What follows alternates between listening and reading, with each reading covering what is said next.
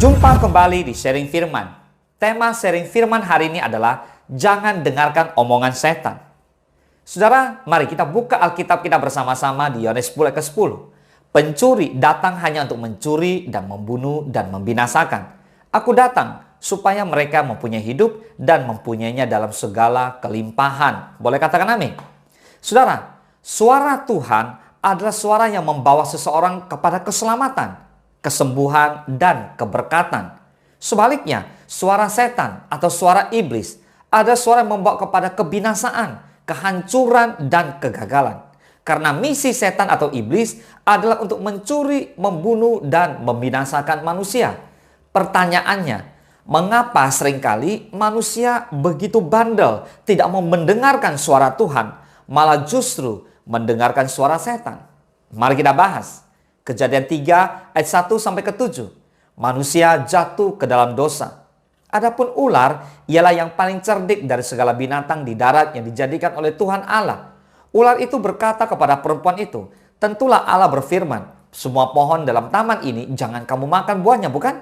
Lalu sahut perempuan itu kepada ular itu, buah pohon-pohonan dalam taman ini boleh kami makan. Tetapi tentang buah pohon yang ada di tengah-tengah taman, Allah berfirman, jangan kamu makan ataupun rabah buah itu, nanti kamu mati. Tetapi ular itu berkata kepada perempuan itu, sekali-kali kamu tidak akan mati. Tetapi Allah mengetahui bahwa pada waktu kamu memakannya, matamu akan terbuka dan kamu akan menjadi seperti Allah, tahu tentang yang baik dan yang jahat.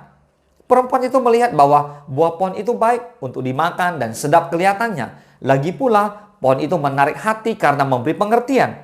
Lalu ia mengambil dari buahnya dan dimakannya dan diberikannya juga kepada suaminya yang bersama-sama dengan dia. Dan suaminya pun memakannya.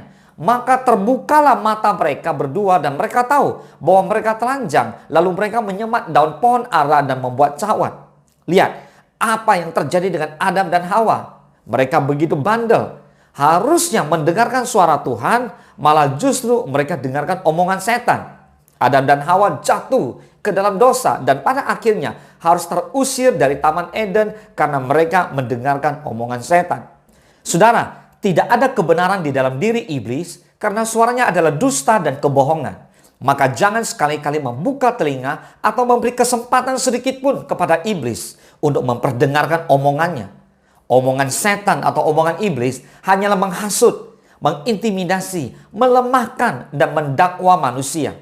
Iblis memakai dunia ini sebagai sarana untuk memikat, menggoda, memperdaya, dan menyeret manusia agar semakin jauh dari kebenaran.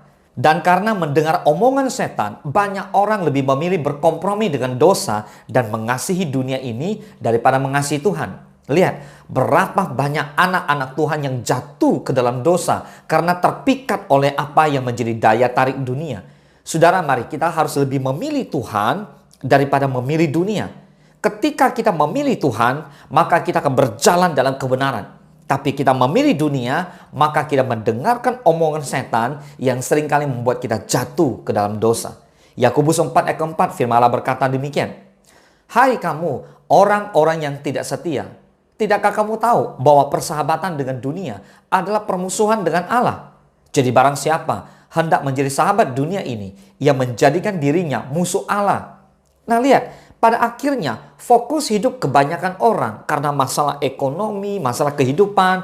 Mereka mengejar materi semata-mata. Mereka mati-matian mencari uang. Sehingga pada akhirnya mereka dipenuhi dengan segala keinginan untuk memuaskan hawa nafsu kedagingannya. Dan pada akhirnya masuklah kepada perangkap setan.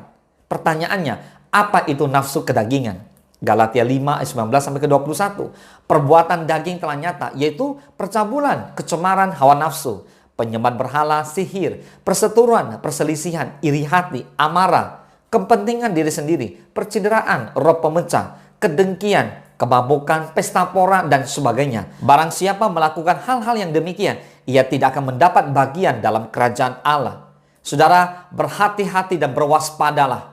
Semakin kamu mendengarkan omongan setan, maka kamu akan semakin hidup dalam kekhawatiran, ketakutan, dan bahkan kebimbangan. Yang semuanya itu adalah tanda ketidakpercayaan kepada Tuhan. Jangan dengarkan omongan setan. Cukup dengarkan apa kata Tuhan, bacalah firman Tuhan setiap hari, dan jadilah umat pemenang. Tuhan Yesus memberkati. Engkau sediakan hidangan di hadapan lawanku. Engkau mengurapi kepalaku dengan minyak baru kebajikan.